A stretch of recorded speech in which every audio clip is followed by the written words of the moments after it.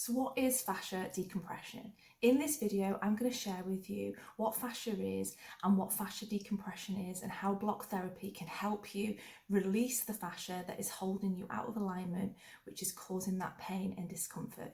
So hello, my name is Catherine and I support people to connect to their bodies so that they can free themselves from pain and move pain-free every day. So let's get started.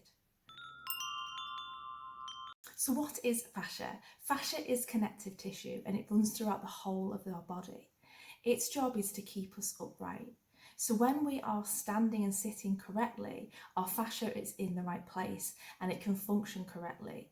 But because we are not always standing and sitting correctly, the fascia helps us to stay upright.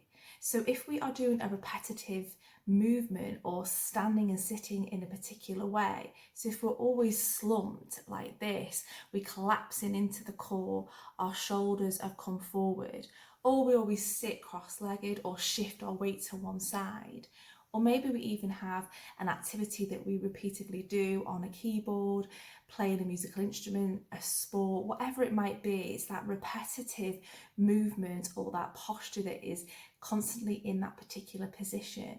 The fascia then is trying to keep us upright. So it is locking and twisting us to hold us upright because we're falling out of alignment. When the fascia locks and twists us, it works in a circular motion. And so when I might slump in my shoulders, this is going to affect not only my shoulders, but it's going to affect my core, my lower back, my hips. It's all connected. And then maybe my feet are not facing forward and they're turned in, or they're on the side and falling into the foot. So everything is connected and the fascia is doing its best to keep us upright. And when it locks and twists us, we then cannot get our shoulders back and down. We can't stand upright because we've been locked out of alignment. And so what we need to do is decompress the fascia. So how do we decompress the fascia? And we do this with the block therapy block. And you can do this even with a rolled up towel. There are lots of things out there. You may have heard of a foam roller or other pinky balls, different balls that you can use. They get into the superficial level of fascia, but we want to get down to the root where the fascia is actually twisted onto bone and release it from the bone. So by using a wooden block, it represents bone. So when you lie and sink your body slowly into the block, it gets right to the root of the problem. You search for that pain, you breathe diaphragmatically and then release the pain and the restrictions that are causing that pain. So in block therapy, even if you have a pain in your foot, in your leg, in your neck, the whole body needs to be covered. And that's because the whole body is connected. We can't just focus on releasing the shoulder if we've got shoulder pain. We need to release the whole of the arm because maybe it's the wrist that is locking you out of alignment. So if you turn your shoulder in and have your hand facing the back of your body, you'll see that the whole of your arm is twisted. So you may be getting some shoulder pain. So if I decompress the fascia in my shoulder, I might get some relief, but it's going to come back because I haven't released the whole of my arm. So if we release the wrist, release the forearm, the upper arm, the deltoid, and then release the shoulder, that will then get rid of that shoulder pain for good because we've released the whole of the arm.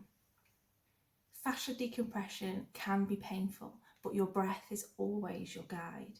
When you can breathe in a relaxed way, you're telling your body that you're safe. So by lying on the block, you can do this on a bed to start off with. You can even do this sitting. You are taking the block and placing it in certain parts of your body. The whole body needs to be covered, and then you're lying using your body weight and gravity to lie on the block and melt away the pain that you're feeling, melt away that restriction. And then when you exhale and come out of position, the blood and oxygen can flow, the cells can get all the nutrients it needs, and all the waste can be left the body as well. So it's really important that we use, in conjunction with the fascia decompression, is the diaphragmatic breath.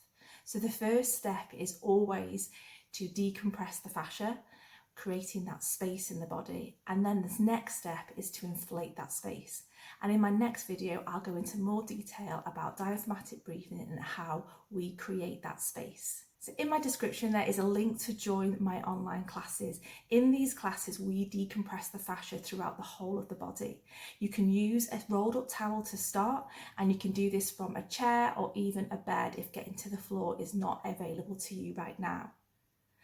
Thank you for watching, and I look forward to seeing you in class.